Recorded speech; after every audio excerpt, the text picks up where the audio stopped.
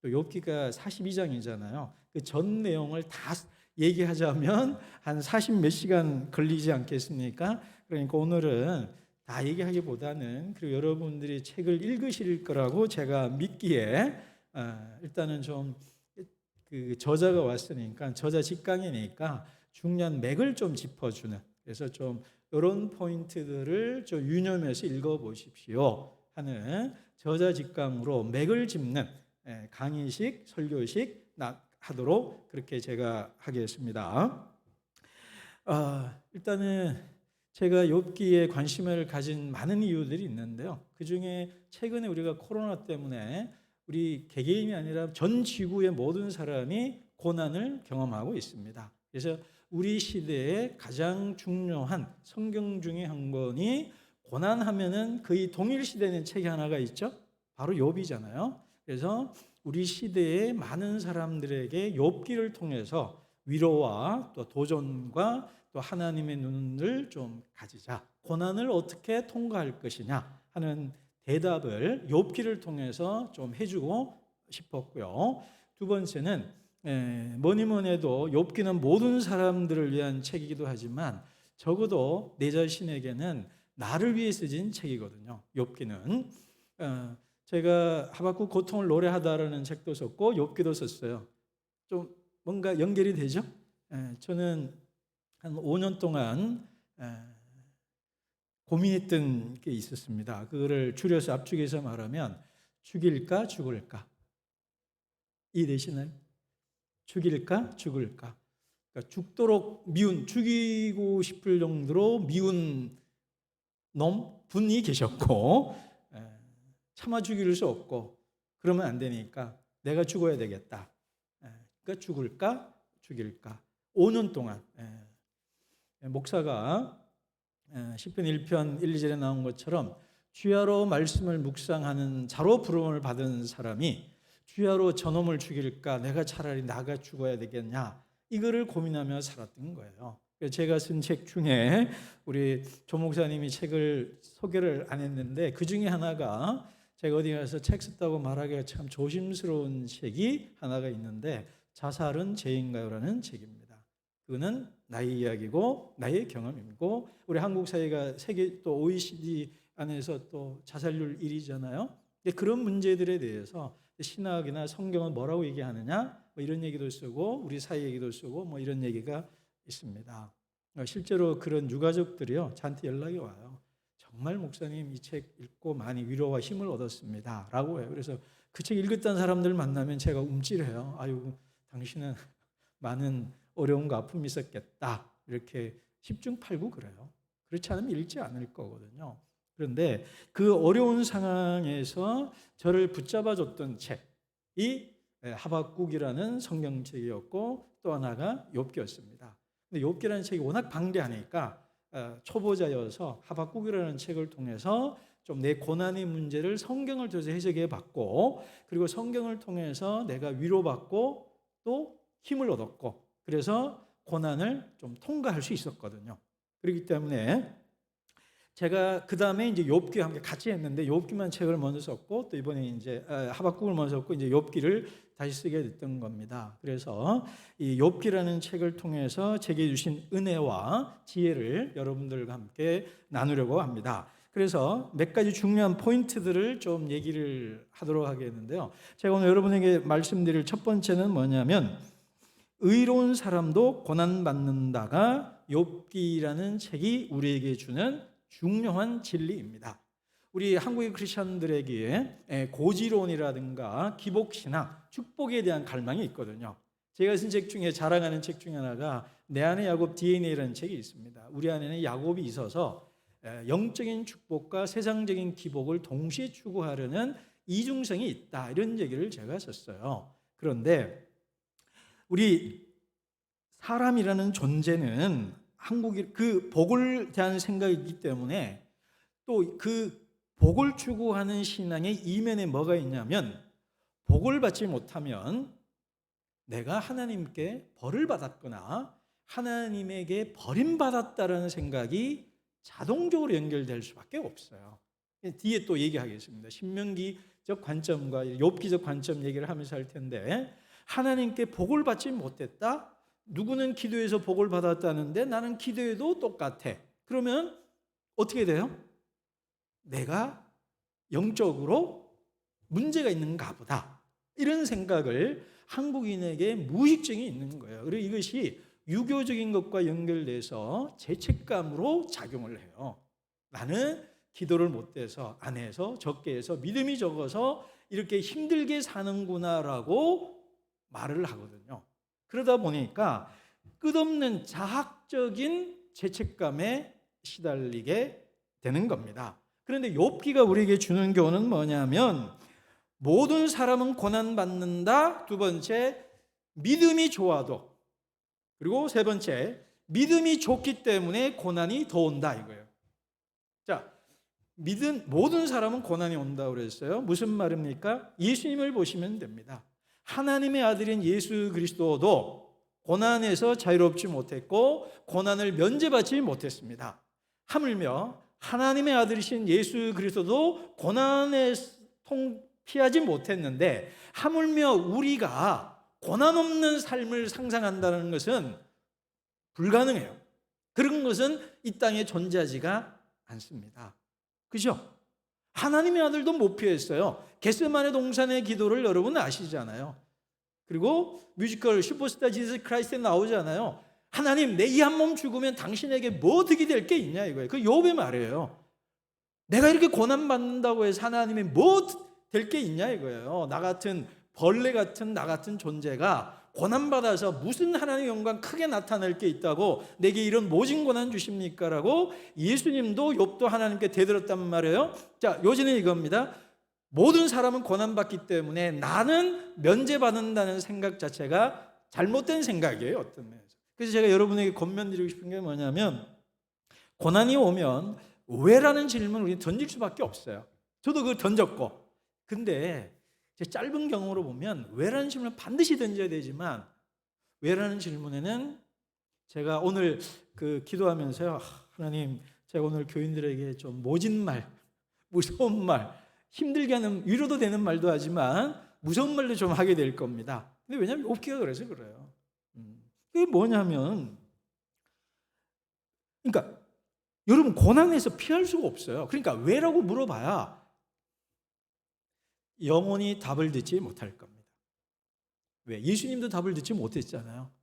겟세마네 동산에서. 답이 뭐예요? 아버지의 뜻대로 마옵시고, 그죠? 아버지의 뜻 말고 내 뜻대로 해달라고 그랬다. 결국은 누구 뜻대로 해요? 아버지 뜻에 순종했지. 고난을 피하거나 하나님 아버지께서 야, 그래도 좀 깎아줄게 안 했거든요. 근데 여러분이라고 해서 특별히 고난을 깎아줄 이가 없어요. 그죠?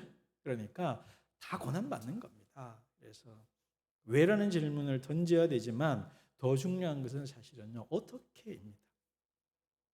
그리고 언제까지입니까? 이거 빨리 끝나면 좋겠거든요. 저는 언제까지, when이라는 말, 이게 더 중요한 문제였어요. 언제 끝나냐 이거. 왜 왔는지는 모르겠지만 언제 끝나는지 알려주면 내가 살 것 같다 였는데, 지금 생각해 보면 how, 어떻게가 중요하더라고요. 그래서 자꾸 이렇게 감정 소비하고 왜 이러다 보면 자꾸 자책하고 자학해요. 제가 하박국 고통을 노래하라 했지만 자꾸 탓을 하게 돼요. 그러니까 그것도 물어야 되지만 더 중요한 것은 어떻게의 문제입니다. 그 다음에 욥과 예수님이 우리에게 보여주는 건 뭐냐면, 하나님을 더 잘 믿기 때문에 더 많은 고난이 온다는 거예요. 간단합니다. 하나님 아들 예수는 우리가 상상할 수 있는 이상의 고난을 겪었고, 욥기 나타낸 욥은요, 여러분, 제가 오늘 모진 말이 뭐냐면, 욥기를 우리가 낭만적으로 읽어서 그래요. 욥기는 정말 무서운 책이고 아픈 책입니다. 우리 부모님들 많이 계시니까 바로 얘기할게요. 자식 아들 7과 딸 3을 한날 한시에 죽었어요. 상상하시 되나요? 그게 욥입니다. 그 사람에게 뭐가 있겠어요? 우리 부모 돼서 알잖아요. 그죠? 내가 욥이라고 생각해 보십시오. 근데 그리고 더 무서운 말은 그 자식 열을 데려간 이가 누구라고요? 하나님이라는 거예요. 그게 무서운 말입니다. 그래서 믿음이 좋기 때문에 오히려 더 고난이 더 올 수도 있어요. 괜히 하나님이 사탄한테 욥을 자랑했다가 욥이 고난 받는 걸로 나오잖아요. 1, 2장에. 그렇기 때문에 욥과 예수님이 우리에게 주는 교훈은 내게 믿음이 좋기 때문에 더 많은 고난이 올 수 있다라는 것을 말을 하는 겁니다. 이 말을 하는 의미는 뭐냐면 여러분이 고난이 올 때 자꾸 죄를 찾지는 마십시오. 그리고 내 죄가 크다. 내 죄 때문에 우리 아이들이 또 누가 고난을 받는구나라는 죄책감에 사로잡히지는 말아달라는 거예요. 우리 부모님들에게. 삶의 많은 것들은요, 내가 어찌할 수 없는 어떤 것에 의해서 거시기한 거시기가 거시기에서 거시기가 되는 거예요. 그거는 왜가 필요 없는 문제, 그냥 있는 일이에요. 그래서 여러분 죄책감으로 너무 내 자신을 힘들게 하지 말아라 라는 겁니다. 이게 첫 번째 욥기가 우리에게 주는 교훈이고요. 조금 연결된 것 뒤에 하고 그 다음부터 얘기를 한다면 욥기가 우리에게 주는 두 번째 교훈은 뭐냐면 결과보다 과정이 중요하다라는 얘기를 합니다. 자, 우리가 욥기가 총 몇 장이에요? 42장입니다. 42장입니다. 그런데 한국교회 대부분 설교를 본문이 어디냐면 1, 2장하고 바로 어디로 가요? 오늘 아까 그죠? 우리 시작은 미약하나 나중에 심히 창대하리라. 그리고 오늘 아까 찬양했던 것처럼 전능하신 하나님 나오고 막 그런 것 몇 개만 하지만 그것도 잘 안 해요. 그리고 어디 가냐면 42장 갑니다. 그래서 1, 2장 읽고 42장으로 점프를 해버려요. 근데 여러분 질문 하나 해봅시다. 성경의 기록자인 욥기 저자와 하나님께서 욥기를 기록했을 때 1, 2장 읽고 42장은 슝 넘어갈 거면 3장부터 41장까지라는 90%에 넘는 구할이 넘는 부분을 왜 기록했겠어요? 그렇다면 뭐가 더 중요하다는 거예요? 어찌 보면 욥이 결국 회복되었다는 결론 못지않게 비교급을 쓴다면 그 안에 있었던 일들이 더 중요한 얘기예요. 그리고 그 과정을 통과한 다음에서야 욥이 맨 마지막에 순종하고 회개하고 복을 받는 얘기가 나오는 거거든요. 근데 이 얘기가 뭐가 중요하냐면 우리는 그 과정을 생략해 버린다라는 거거든요. 무슨 말이냐면 그 과정이 여러분 성경 읽어보시면 일단 어렵고요. 내용이 어려워요. 그 다음에 또 어떤 면에서 어렵냐면 헷갈리기 때문에 어려워요. 읽어보면 첫째, 여러분 이게 욥기라고 생각하지 말고 읽어보고 그 사람 이름을요 다 동그라미를 해놓고 읽어보면요 100의 100 크리스찬은 욥의 말은 나쁜 사람 말로 읽고요. 여러분 100의 100은 욥을 비난했던 세 친구는 경건한 말로 읽을 가능성이 100%에 가까워요. 이해가 되나요? 그렇기 때문에 이게요 욥기가 읽으면 막 헷갈리는 겁니다. 헷갈리는 거예요. 욥의 말은 불경건한 말인데요 하나님을 비난하고요 하나님을 욕해요. 그리고 세 친구 빌닷이나 엘리바스는요 하나님을 찬양합니다. 근데 욥기 맨 마지막에 가면 하나님이요 그 세 친구를 상당히 화를 내면서 너희들이 죽을 죄를 졌다고 그래요. 그러니까 이게 읽어보면 전통적인 생각과 다르거든요. 그러니까 헷갈리는 거예요. 근데 중요한 건 뭐냐면 그 내용 안에 무엇이 들어가 있냐면 한마디로 말하면 욥의 울음, 통곡, 비난, 저주, 막 분노, 하나님에 대한 의심, 하나님에 대한 항거, 하나님께 삿대질하고 하나님께 댓글이 하는 욥이 나오거든요. 그럼 우리는 아니 하나님께 대들다니? 여러분 하나님께 대드는 욥이 경건하겠습니까? 욥 대드는 욥더러 그러지 말라고 말하는 욥의 세 친구가 경건합니까? 우리들의 통상적 세계관에 의하면 욥의 세 친구가 경건합니다. 근데 욥기는 욥의 세 친구를 아주 죄인으로 나와요. 그게 어디 나오냐면 42장에 보면 욥의 세 친구들어 양 7마리하고 이렇게 몇 마리를 제사 지내라고 그래요. 근데 양 7마리 뭐 그런가 보다 하잖아요. 그게 아니에요. 그거는 욤키프라고 해서 대속죄일 때 이스라엘 전 민족의 죄를 회개할 때 쓰는 양이에요. 그러니까 너 3명이 욥에게 지은 죄는 이스라엘 한 국가가, 한 민족이 회개할 때 필요한 제물을 바치라는 말은 너희가 지은 죄가 그만큼 나쁘다라는 거예요. 그러니까 이게 안 맞잖아요. 근데 중요한 내용은 뭐냐면 3장부터 41장은 욥이 지랄 발광을 하는 얘기입니다. 제 이해돼요? 어떻게 지랄 발광을 했다고요? 하나님 삿대질을 하고. 그리고요, 심한 게 많아요. 제가 이 욥기 설교할 때는 항상 이 얘기를 합니다. 성도 여러분, 경건한 성도 여러분, 오늘 제가 좀 거친 말, 여러분의 기존의 생각과 다른 말을 좀 할 테니까 좀 충격받으실 준비도 좀 하시고 저를 불경건한 목사로 보지 말아주시기를 부탁하고 항상 시작합니다. 그게 많아요. 여러분, 하나님한테 삿대질 했는데 욥이 경건하다 할 수 있어요? 근데 욥이 경건하대요.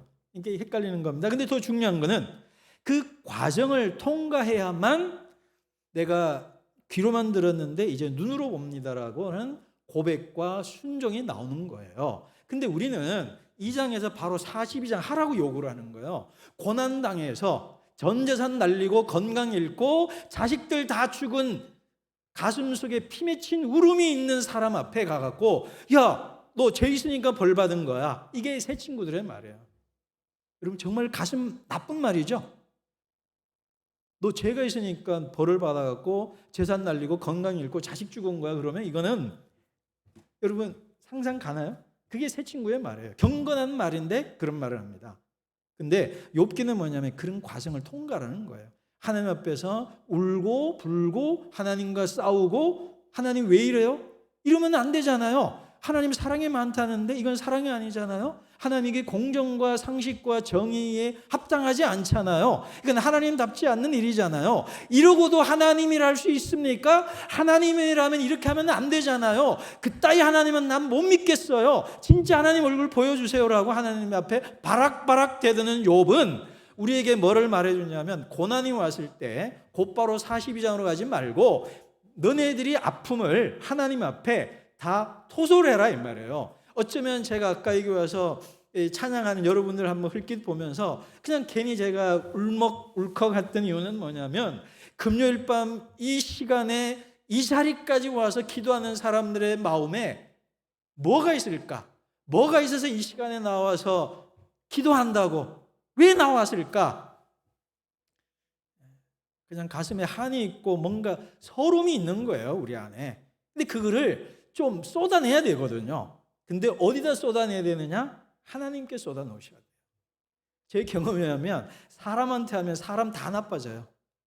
여러분 경험 안 해보셨어요? 화나 분노를 사람에게 비추라면 서로 사이 나빠져요. 그래서 제가 오늘 많이 얘기하지 않겠지만 그거를 누구한테 해야 되냐면 하나님한테 하셔야 돼요. 자, 그래서 중요한 거는 이것이 심리학자들은요, 감정이 동결된다고 그래요. 얼어붙는다고 그래요. 빨리 상담을 받아버리면, 그래서 오히려 좀 질을 발견할 수 있는 시간을 주고 어느 정도 해소된 다음에야 넘어가야 되는 겁니다. 그래서 첫 번째, 내게 고난이 온다고 해서 꼭 내가 죄가 있다, 너무 그런 생각하지 마시라. 오히려 믿음이 좋아도 그냥 오는 경우도 많다. 그리고 힘들고 아플 때 그냥 내 탓하고 그러지 마시고 욥처럼 하나님이 뭔가 문제가 있어요 라고 말해도 됩니다. 욥이 그랬거든요. 여러분 제 말 들을 때 좀 약간 이렇게 뜨아하죠? 하나님이 문제가 있단 말을 들어보셨어요? 저 이단 아닙니다. 근데 그게 어디 나오냐면 욥에 나오는 거예요.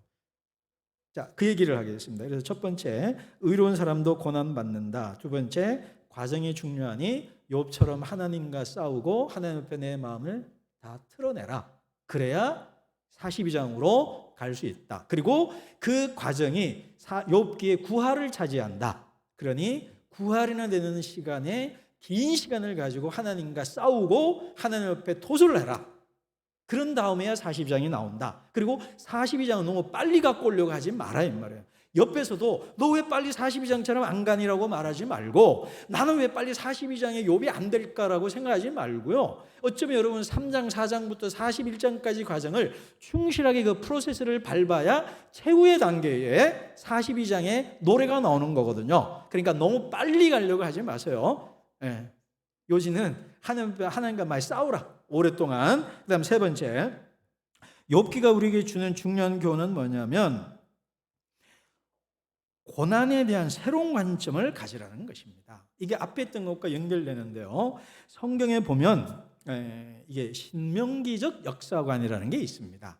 신명기적 역사관. 그게 뭐냐면 우리가 잘 아는 신명기 28장 얘기입니다. 신명기 28장 우리 축복장이라고 알려져 있잖아요. 축복장. 그래서 들어도 복을 받고 나가도 복을 받고 이게 나오고, 이제 나중에 저주 파트에 보면은 들어가도 저주 받고 나가도 저주 받고 광주리도 저주 받고 이게 쭉 나오잖아요. 근데 그 분량을 보면 저주가 더 많아요. 몇 배로 깁니다. 근데 이제 전제가 하나님 앞에 순종하면 이렇게 돼 있어요. 그리고 하나님께 순종하고 주의 말씀에 순종하면 복을 받고, 하나님 말씀에 불순종하면 징계를 받는다. 그래서 순종 즉 축복, 불순종 즉 징계라, 이렇게 돼 있어요. 그게 이제 도덕으로 말하면 권선징악 인과응보고, 자연과학적으로 말하면 인과율적 세계관입니다. 그러니까 인과율이라는 게 뭐예요? 원인, 인풋과 아웃풋이 똑같은 세계입니다. 우리 당구 생각하시면 돼요. 그죠? 당구 친 대로, 그죠? 각도 준 대로 가잖아요. 물론 완벽한 조건 하에서 가능하지만, 그러니까 인과율적 세계, 인과응보와 권선징악적 세계. 그러니까 착한 사람은 복을 받고 나쁜 짓 하는 사람은 벌을 받는다는 것이 신명기적 역사관입니다. 그런데 이게 기본이에요. 어떤 사회가 유지되든. 근데 욥기는 무엇을 다루냐면 이 관점이, 이 논리가 통용되지 않는 또 다른 세상을 말을 하는 거예요. 무슨 얘기냐? 두 가지 얘기할 수 있습니다. 이 논리가, 신명기적 역사관이 뒤집히면 이상하게 꼬이게 돼요. 봐요. 순종하면 복을 받고 불순종하면 벌을 받는다고 그랬잖아요. 이렇게 가면 또 사실 논리적으로 크게 문제는 안 돼요. 근데 어떻게 꼬이냐면 뒤에서 앞으로 가면 꼬이는 거예요. 뭐냐? 자, 여기 한 명은 하는 일이 잘 돼요. 이쪽 사람은 하는 일마다 꼬여요. 자, 그러면 네가 이렇게 하는 일마다 잘 되는 걸 보면 하나님이 너를 특별히 사랑을 하고 기염을 하는구나. 그러니까 너는 하나님께 순종하는 사람이구나. 그 다음에 하는 일마다 꼬이는 사람 보고 너는 하나님께 불순종한 게 있어. 그러지 않고서 너가 이렇게 꼬이겠니? 너 하나님과의 관계에 근본적인 문제가 있어. 그러니까 너 하나님과의 관계를 근본적으로 해결해. 기도해. 회개해. 이렇게 되버리면 꼬이는 거예요. 근데 이게 맞는 말이냐 틀린 말이냐면 다 맞는 말이에요. 근데 욥기가 말해주는 건 뭐냐면 욥의 경우는 안 맞았어요. 그죠? 욥에게는 안 맞았어요. 왜냐하면 욥기 1, 2장에 욥처럼 순전한 사람이 없다라고 하나님이 인정하셨기 때문에 욥의 죄 때문에 벌을 받은 건 아니잖아요. 그렇기 때문에 신명기적 역사관이나 신명기적 세계관이 적용이 될 때 뒤집어 버리면 꼬이는 거예요. 그러니까 결과를 보고 원인을 추적해 버리면 문제가 얽혀 버립니다. 그래서 사실은 욥의 세 친구가 와서 한 일이 뭐냐면 바로 그 일이었어요. 처음에 위로했던 거예요. 여러분 사실 7일 동안 말 한마디 못할 정도로 울었다는 것은 정말 이 세 친구가 욥을 100% 소울메이트로 생각하고 한 거예요. 실제로 그렇게 한 거고. 그렇지만 그래서 이렇게 한 거예요. 욥, 네가 뭔가 힘든 거 아는데 하나님께서 너가 이 고난을 통해서 복을 주시는가 보다. 고난 속에서 너를 연단시키는가 보다. 뭔가 회개하면 어떠냐? 그럼 하나님이 다시 너에게 복을 주실 것 같아 하고 사실 좋은 말로 한 거예요. 좋은 말로. 처음에. 근데 그 말이 욥의 귀에 들릴 때 어떻게 들리냐면은 여러분 상상해 보십시오. 사람이 도대체 무슨 죄를 지으면 한날 아침에 자식 새끼 10명을 잃겠습니까? 그리고 얼마 죄 지었다고 해도 하나님이라고 해서 사람에게 그렇게 잔인하게 벌을 주면 여러분 하나님이 할 수 있겠어요? 자꾸 제가 불경건하게 보이시죠? 그게 욥의 마음이에요. 이럴 수는 없다 이거예요.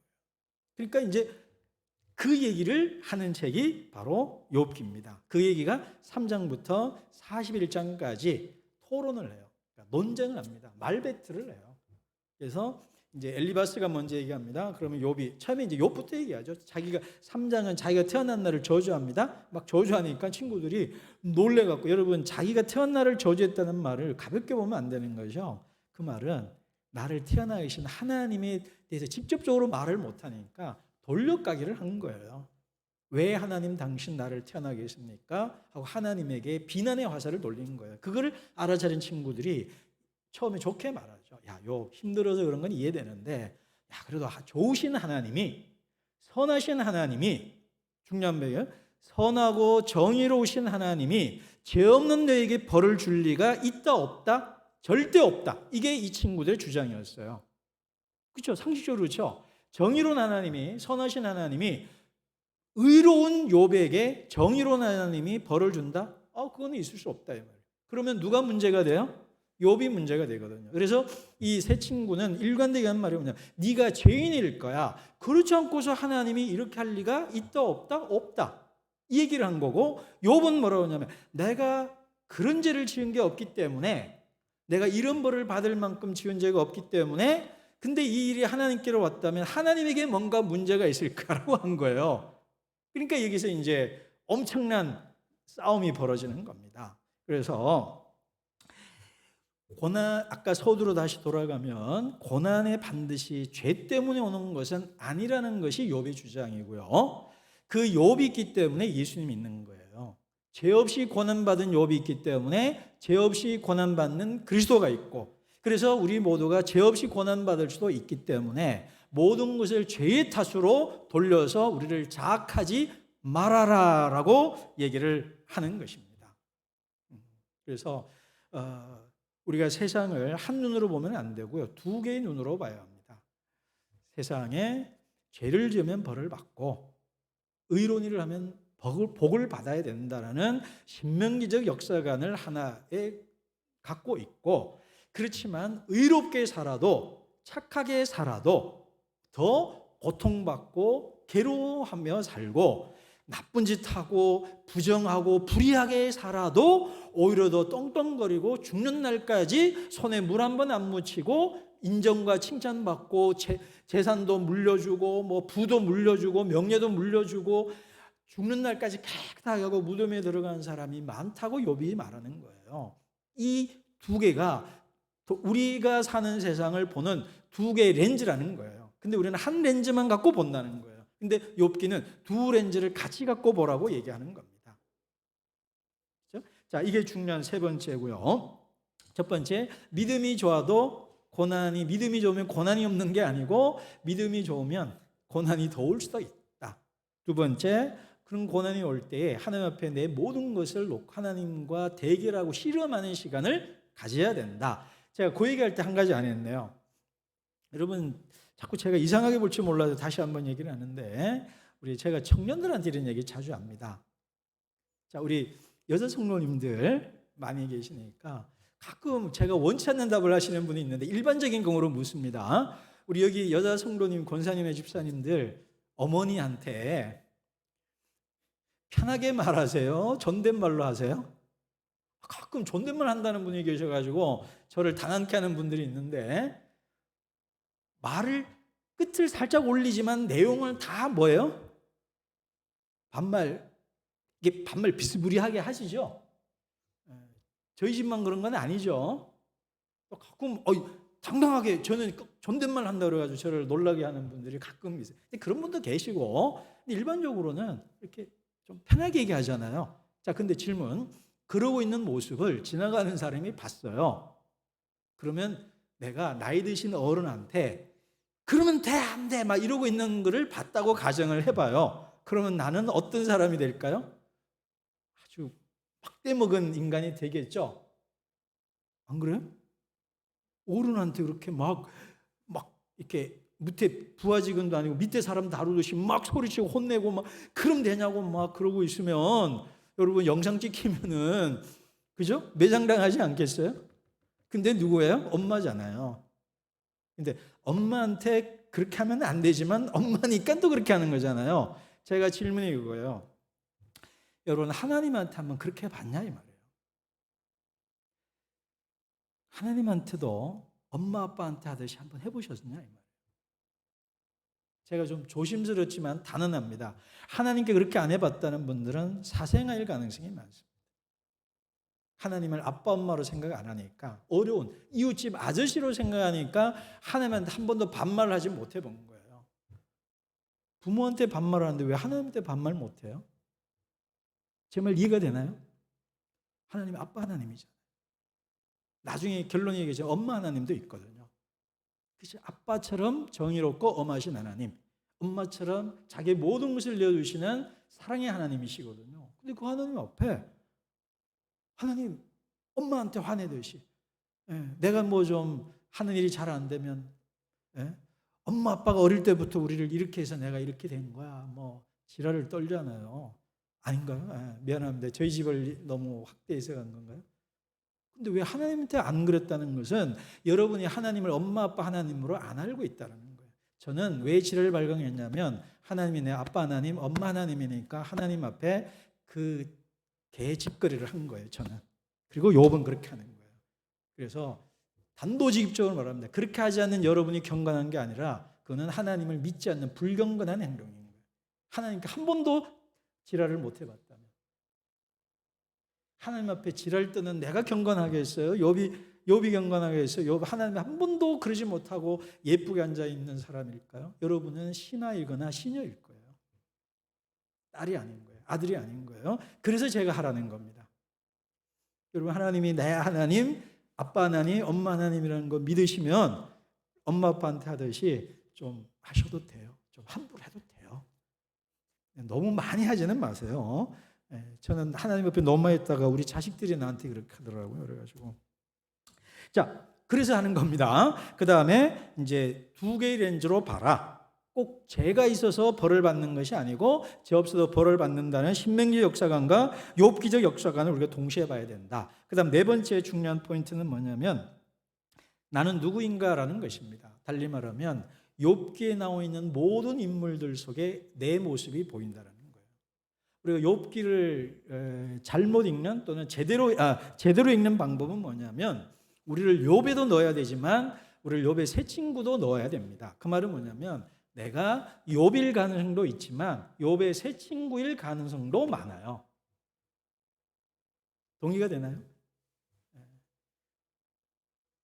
욥처럼 무고하게 힘든 일을 겪는 사람일 수도 있지만 아무 이유 없이 고난받는 사람한테 가서 너 기도 좀 더 해. 너 교회 열심히 좀 나와. 그러니까 그렇지. 이런 말들을 나도 모르게 하거든요. 특별히 누가 하냐면 목사들이 좀 해요. 목사인 저가 합니다. 이게 좀 자꾸 자기 얘기를 남 얘기처럼 하니까 안 되겠죠. 저는 그러거든요. 그럴 가능성이 있고. 그렇기 때문에 여러분은 성경 욥기를 읽을 때 나를 욥에도 넣어보시고 나를 욥의 새 친구에도 넣어보셔야 돼요. 그러면 욥기가 풍성하게 읽힙니다.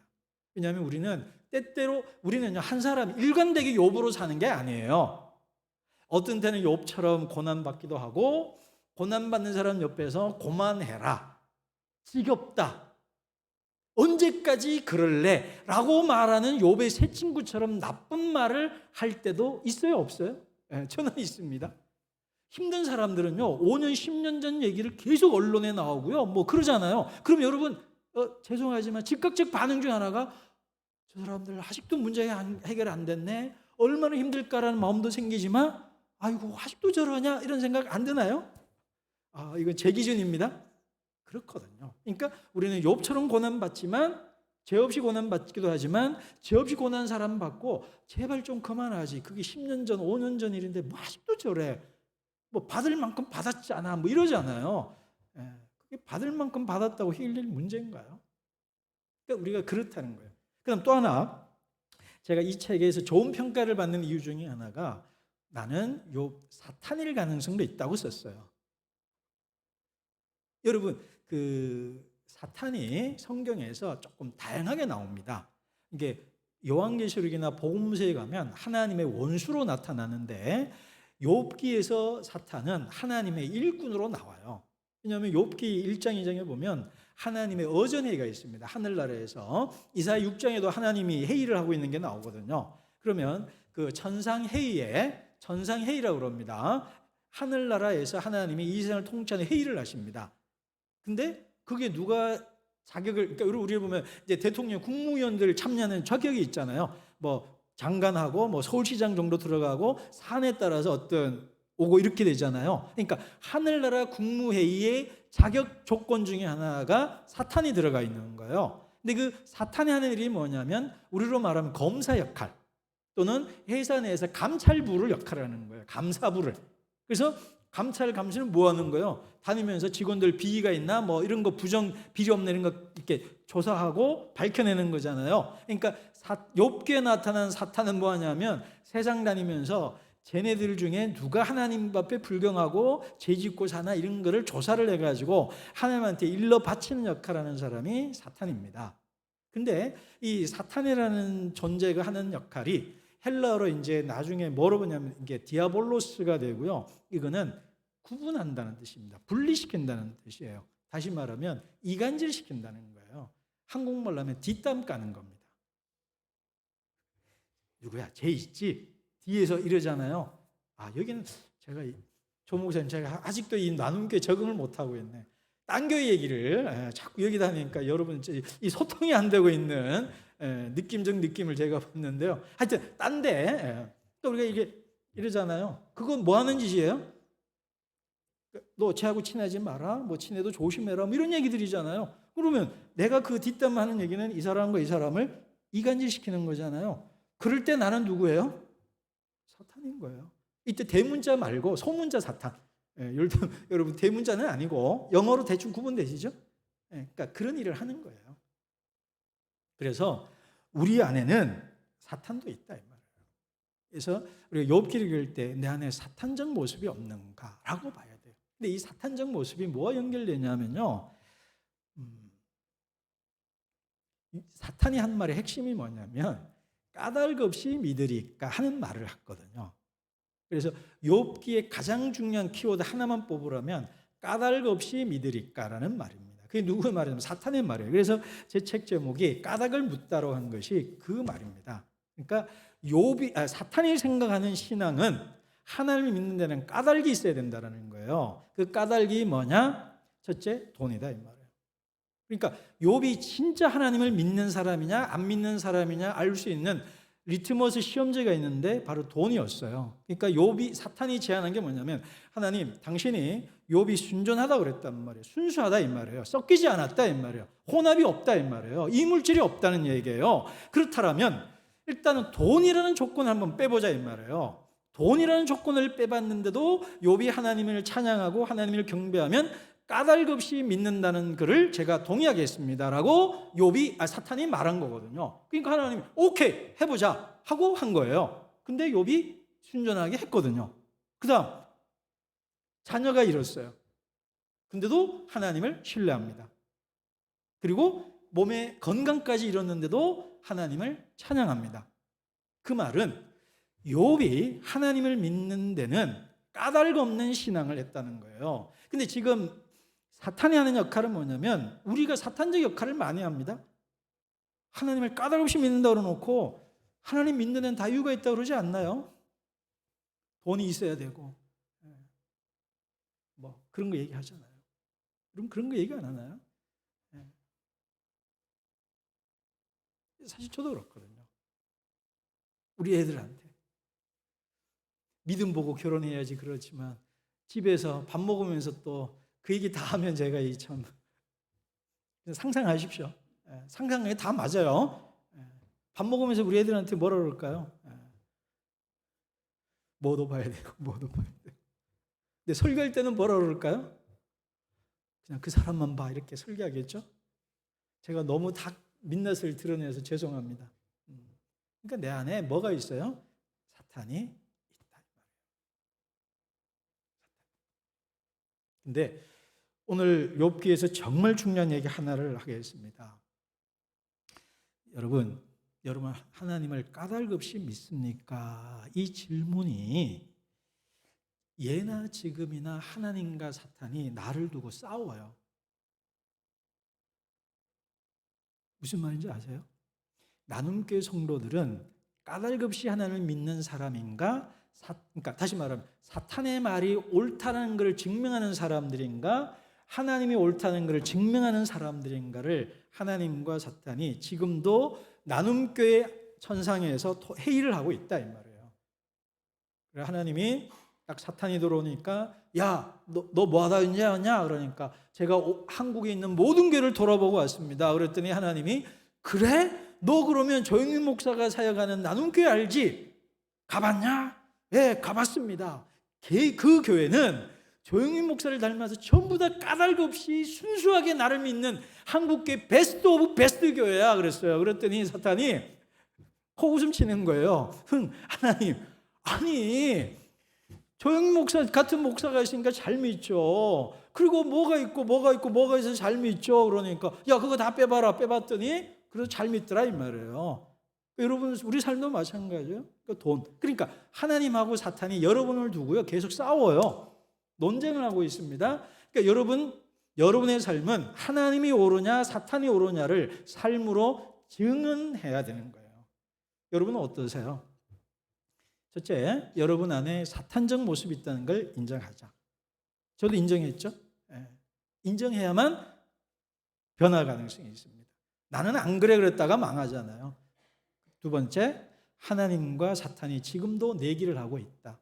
나를 두고 우리 교회를 두고. 저 교회는 저 신자들은 까닭 없이 믿느냐 까닭이 있어서 교회 다니고 예수 믿냐 그거를 가지고 하나님과 사탄이 내기를 하고 있다. 그 내기에 하나님이 이길지 사탄이 이길지 여러분이 답을 내셔야 된다. 그러나 더 중요한 얘기는 하나님께서 욥을 까닭 없이 믿을 거라고 자신했던 이유는 뭐냐면 하나님은 욥을 까닭 없이 믿었기 때문입니다. 전폭적인 신뢰를 했다는 거예요. 하나님은 욥을 무조건적으로 믿었어요. 완전히 신뢰한 거예요. 당신의 명예를, 당신의 존재의 모든 것을 배팅을 한 거예요. 욥이 지면 하나님도 지는 거예요. 그런 위기, 리스크를 감수하면서까지 욥에게 자기 판돈을 전부 밀어놓고 사탄에게 내기를 한 거예요. 자신의 존심을 꺾고 다 그런 거예요. 지금도 하나님은 여러분을 까닭 없이 무조건적으로 신뢰하고 사랑하고 아끼는 하나님이심을 믿으시기를 바랍니다. 그 이유가 증거가 뭐예요? 욥기와 함께 십자가에 달리신 예수 그리스도이십니다. 십자가에 달리신 예수 그리스도는 하나님께서 나를 까닭 없이 무조건적으로 완전하게 퍼펙트하게 사랑하신다라는 살아있는 강력한 예정이란 말이에요. 그렇기 때문에 욥이 하나님을 까닭 없이 믿기 전에 하나님이 욥을 까닭 없이 믿었다라는 믿음이 전제되어 있는 거예요. 하나님이 여러분을 까닭 없이 믿는다는 것을 accept 하셔야 돼요. 받아들여야 돼요. 하나님이 나 같은 자를 완벽하게 받아주시는구나라는 인정. 인정투쟁이라고 그래요. 사회학자들은 하나님 나를 완벽하게 인정해 주신다는 거예요. 그 안에서 나 역시 하나님을 완전하게 신뢰한다. 그리고 이것이 사회로 넘어가면 어떻게 되냐면 다른 사람을 까닭 없이 신뢰하는 방법을 배우라는 겁니다. 첫째, 하나님이 나를 까닭 없이 믿는다는 것, 그 까닭 없는 믿음 앞에 나도 까닭 없이 하나님을 믿고 내가 만나는 사람들을 까닭 없이 믿어주는 것을 배워야 된다 이 말이에요. 저 사람이 내게 뭐 유익이 되니까, 그죠? 이유가 있기 때문에, 이유가 있어서 사랑하는 것이 아니고 까닭 없다는 게 뭐예요? reason, 이유가 없다라는 거예요. 이유가 내가 너를 사랑해야 될 이유가 없는데도 그냥 사랑해. 그게 사랑이란 말이에요. 그래서 하나님이 나를 까닭 없이 믿는다는 믿음과 내가 하나님을 까닭 없이 믿고 다른 사람을 까닭 없이 사랑해라. 그것이 욥기가 우리에게 주는 중요한 도전입니다. 그 다음에 내가 누구냐면 이제 리오야단이 있어요. 제가 오늘 시간이 없어 여기는 좀 넘어갈 텐데요. 그 37, 38 이쪽에 보면 하나님이 폭풍 속에 나타나가지고 우리 그 토마스 홉스가 쓴 레비아단이라는 말, 그게 이제 레비아단이 성경에 있는 리오야단이에요. 같은 단어입니다. 그 괴물이 나와요. 그 괴물이. 근데 그 무시무시한 괴물이 욥기에서는 장난감 같은, 그 놀이개 같은, 인형 같은 존재로 나타나요. 어리광 부리는 그 장난감 같은. 그래서 하나님께서 그 악하고 무서운 괴물도 하나님이 사랑하신다는 얘기가 나와요. 그래서 우리 안에 그런 게 있다라는 것을 읽으란 말이에요. 그래서 이거를 다관점으로 읽어라, 성경을 볼 때. 그러니까 욥의 눈으로만 보지 말고요, 친구들 입장도 보고, 이렇게 하면 욥기가 풍성해지신다라는 겁니다. 그 다음 다섯 번째 제가 여러분에게 말씀드린 것은 욥의 아내에 대한 얘기입니다. 제가 책에도 썼는데요, 제 저자 서문에 제가 읽어드릴까요? 보통 책 쓰면 누구한테 감사한다는 말 들어가잖아요. 제가 뭐라고 썼냐면 8쪽 아래서 하나 둘 셋 네 번째, 이 책, 다섯 번째로 이 책이 나올까지 주게 된 두란노선에게 감사를 전한다. 무엇보다도 욥의 아내 같은 내 사랑하는 아내 이선숙 썼어요. 다시 읽어줄게요. 그래도 웃으시네. 여기 수준이 높네. 욥의 아내 같은 내 사랑하는 아내. 이걸 보고요, 페이스북에서 난리가 났어요. 몇몇 목사님이 내가 피신처가 돼줄게, 도피성이 돼줄게. 광주의 박대영 목사님, 광주로 빨리 돌아오라, 안 그러면 너 죽는다. 그리고 또 인도에 계신 선교사님이 인도로 오라고. 그래서 내가 인도까지 가기 전에 죽을 것 같아요. 그러고 농담하고 막 그랬거든요. 자기 아내를 욥의 아내라고 그랬으면 어떻게 되겠습니까? 그러니까 페이스북에는 못 썼는데 우리 집 사람은 내가 얘기를 해줬거든요. 그랬더니 그대로 워딩을 그대로 해드릴게요.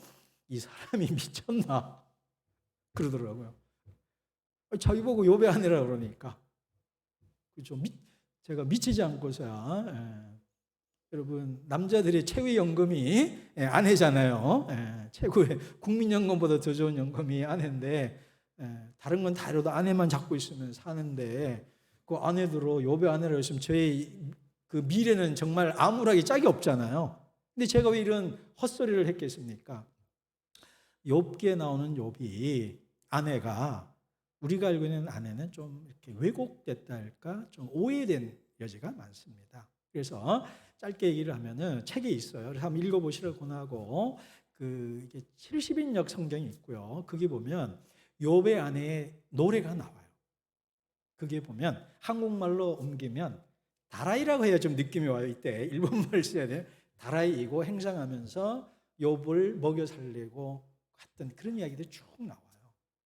그리고 그렇게 일하고 돌아와서 너무 힘들고 지친 상태에 욥이 그러고 있으니까, 그러니까 진지한 말로 하는 게 아니라 너무 힘드니까 차라리 우리 하나님 안 믿지 말자, 이 말이 진지충으로 들으면 안 돼요. 이해가 되시죠? 그러니까 그런 말인 거예요. 그리고 재미있는 거는 그 42장에 그 욥이 죽은 아이들 숫자만큼 또 새로운 아이들을 태어나잖아요. 근데 아내랑 결혼했다는 얘기가 안 나옵니다. 그래서 어떤 목사님이 저한테 연락 와가지고 이 아내가 그 아내입니까? 다른 아내입니까? 묻더라고요. 같은 아내라 제가 얘기해 줬어요. 그러니까 욥의 아내는 욥 곁에 있었습니다. 제가 요거는 소설을 좀 썼어요. 그러면 욥의 아내는 뭐 하고 있었을까? 욥의 아내는 뭐 하고 있었을까? 책이 썼는데요. 욥은 요거 하고 있었잖아요. 이게요, 저희 얘기예요. 제 집사람이 한번 그러더라고요. 당신은 뭐 고난 먹고 졌다고 맨날 떠들고 다니는데 그게 왜 가능한 줄 알아? 이러더라고요. 무슨 말인지 아시겠죠? 제 아내가 내조해 준 거죠. 내가 막 힘들다고 교회 가서 하나님 소리 지르고 책 쓴다고 그러고 막 이러고 있을 때 제 집사람은 그거 내색하지 않고 말없이 내 새끼들 걷어먹이고 제 뒷바라지 해주고 다 해준 거예요. 그게 있으니까 제가 아까 욥처럼 막 하나님 앞에 뭐 랄랄랄라 하라 뭐 이런 얘기 한 거예요. 제가 그 얘기를 기억하기 때문에 욥기의 요 아내가 안 보이잖아요. 2장에서 사라졌잖아요. 그럼 뭐 하고 있었을까? 왜 42장에 나왔을까? 내린 결론, 욥의 아내는 심요살이하고 있을 것이다가 제 해석입니다. 죽은 아이들 10명 무덤이 일렬로 쭉 있지 않았겠어요? 그죠? 같이 이렇게. 그러면 그 옆에 움막 하나 지어놓고 아침 저녁으로 가서 꽃 한 송이 꺾어주고 풀 깎아주고 가서 울고 그러고 사라질 거예요. 욥의 아내는. 그리고 그래서 욥의 아내는 훌륭한 아내입니다. 그거 하나 말씀드리고 마지막으로 몇 가지 중요한 얘기들은 특히 용서에 대한 부분은 너무 중요한 얘기라서 혹 다음에 기회가 된다면 또 길게 얘기하고요. 이 책에서 중요하게 얘기한 게 용서에 대한 부분입니다. 그래서 그거는 좀 책으로 좀 하고요. 욥의 맨 마지막 얘기를 하겠습니다. 욥의 맨 마지막에 중요한 포인트가 그 두 배의 재물을 받죠. 첫 번째가 그 친구들을 용서하는 얘기입니다. 그 용서의 부분이 너무너무 중요한 포인트예요. 그 다음 또 하나가 뭐냐면 두 배의 재산을 돌려받습니다. 이게 왜 두 배로 복을 받은 거 가지고 자꾸 말을 많이 했는데요. 그게 조금 논쟁이 복잡합니다. 그래서 한 가지 해석이 뭐냐면 저도 그런 해석을 하는데 두 배를 돌려줄 때는 배상이라는 겁니다. 보상이 아니고 배상이에요. 배상은 뭐냐면 남의 것을 훔치는 사람이 잡혔어요. 그러면 두 배를 돌려줘야 되는 거거든요. 근데 하나님이 욥이 잃었던 재산을 두 배로 줬다라는 것은 하나님이 우리한테 미안하다라고 말하는 거예요. 여러분, 하나님 우리한테 미안하다 그러면 어떤 분은 좀 우리 하나님 전능하고 막 뭐 이러시는데 전능하신 하나님이기도 하지만 사랑의 하나님이시거든요. 그래서 하나님이 기현아, 너 5년 동안 고생했지? 너 아팠지? 미안해. 그리고 내가 너와 함께 아파했고 함께 울었어. 그렇지만 내가 너에게 미안해. 이게 부모 마음 아닙니까? 그렇게 생각하시면 돼요. 이게 제가 그 위험한 말로 듣지 말고 여러분 자식들 힘들 때 내가 어찌 도와줄 수 없잖아요. 이게 하나님의 전능성을 부정한 얘기 아닙니다. 어찌할 수 없고 그냥 울고만 있고 그냥 답답하기만 하고 그러고 있는 부모의 마음. 잘못한 거 없지만 잘못한 마음 들잖아요. 그러니까 하나님께서 욥에게 미안하다 사과하는 거라고 봐요. 나는 하나님이 내게 사과하는 하나님이 난 너무 좋습니다. 하나님이 뭐 잘못한 게 있겠어요. 근데 또 이 욥기를 읽어보면요. 하나님이 내린 재앙이라고 돼 있어요. 그래서 하나님이 욥에게 다 고난을 주셨다고 욥기에 쓰여 있습니다. 그렇기 때문에 하나님이 욥에게 준 고난에 대해서 사과하는 의미로 두 배의 재물을 주셨다. 이게 그 일치된 해석은 아닌데 저는 이 해석이 저의 경험이나 우리 일상의 경험하고 잘 맞다. 그래서 그걸 좀 지지합니다. 그다음 맨 마지막 얘기를 하고 마치겠습니다. 마지막이 이제 욥이 140년 동안 오래오래 살다가 죽었다. 이렇게 끝납니다. 근데 이제 욥기를 추적하는 학자들이요 논쟁이 많아요. 무슨 두 배의 복을 받고 오래오래 잘 살았다는 것은 욥기가 말한 인간복 건선징악 결국 잘 믿으면 복 받는다는 말인데 그 말은 욥기 전체와 모순이 되거든요. 사실 모순이 됩니다. 논리적으로는. 그런데 저는 모순이 되는지는 몰라도 현실적으로는 맞다고 봐요. 딱 한마디로 말해요. 그러면 너희들은 욥이 계속 고난받고 그렇게 살았으면 좋겠냐? 아니잖아요. 그러니까 조금 논리적으로 안 맞아도 현실적으로는 그게 맞아요. 그리고요. 제가 이제 욥이 관심 있는 게 뭐냐면 그 남은 생애 동안 욥이 어떻게 살았을까였어요. 140년 동안. 제가 하나 상상한 겁니다. 그러니까 이런 이제 명절이 됐다고 생각하고 한국식으로 말하면 이제 신년 새해가 됐어요. 그러면 4대를 봤다 그러거든요. 그러면 4대 가족이 다 이렇게 욥의 집에 왔겠죠. 그러면 뭐 애들 재롱잔치도 하고 뭐 우리로 말하면 손주들이 나와서 막 율동하고 뭐 이러면 이제 할아버지가 용돈도 주고 같이 노래도 하고 춤도 추고 뭐 같이 맛있는 거 먹고 이렇게 떠들썩하고 그랬겠죠. 그러다가 갑자기 애들이 할아버지 안 보인다 그래요. 할아버지. 욥 할아버지 안 보인다. 어디 있어? 할배, 할바 뭐 이러지 않았겠어요? 우리 경상도 제 출신이라서 할배 하지 않았겠어요? 그러면 아들들하고 다 아는 거예요. 할아버지가 욥이 지금 뒤뜰 벤치에 앉아서 달 쳐다보고 있다는 것을 아이들은 다 아는 겁니다. 그러면 욥의 아내가 조용히 문을 나와서 욥의 곁에 옆자리에 조용히 앉습니다. 그러면 때로는 둘이 말없이 손을 잡고 때로는 욥의 아내가 또는 욥이 아내 어깨에 기대고 그냥 이렇게 눈물 글썽글썽해서 그 밝은 달 쳐다보고 때로는 많이 울기도 하고 뭐 그랬을 거예요. 죽은 아이들 생각하는 거죠. 욥에게 당신 아들, 딸이 총 몇 명이에요? 라고 물으면 욥은 참 힘들었을 거예요. 10명이에요? 라고 말할까요? 죽었던 아이와 지금 아이에서 총 20명이라고 말해야 될까? 욥은 이렇게 고민을 했을 것 같아요. 그래서 오래오래 행복하게 살았음에 분명합니다. 그러나 욥의 마음에는 여전히 눈물이 있어요. 아픔이 있고 상처의 흔적이 있는 거예요. 그리고 하나님께 가서 그 아이들 다시 볼 날을 기다리면서 이렇게 사는 거죠. 제가 책에 썼는데 고난은 이기는 것이 아니고 견디는 것입니다 라고 썼어요. 고난을 이기는 건 없습니다. 이길 수 있는 사람은 없어요. 그냥 지나가는 거예요. 요즘 말로 전보하는 것밖에 없습니다. 그래서 고난을 통과한 사람은 상처가 있는 승리를 하는 거고 영광을 얻는 거예요. 그래서 욥은 그 태어난 3, 4대 아이들 보면서 많이 행복했을 거예요. 그러니까 욥은 그 아이들 보고 많이 웃고요. 행복하게 살았을 거예요. 그렇지만 가끔 뒤뜰에 나가서 하늘 보면서 그때 잃었던 아이들 생각하면서 살짝 한번 눈물 훔치고 또 다시 돌아와서 아무 일 없었던 듯이 또 손주들하고 또 행복하게 살았을 겁니다. 우리 사랑하는 나눔교회 성도 여러분, 제가 처음에 모진말을 할지 모른다고 했잖아요.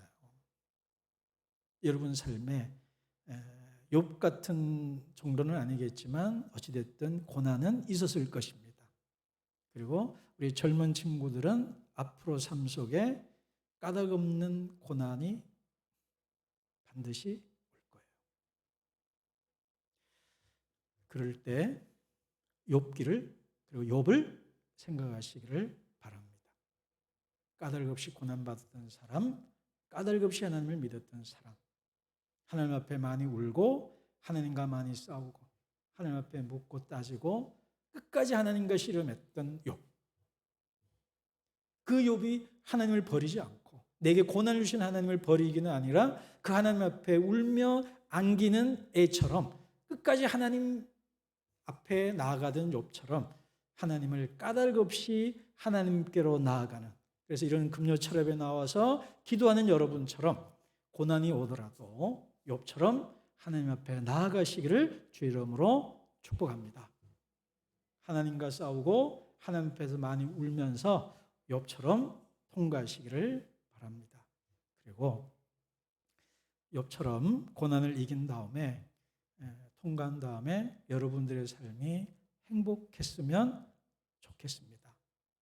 저는 저희 교회 교인들이 무속적으로 잘 되기를 바라는 목사입니다.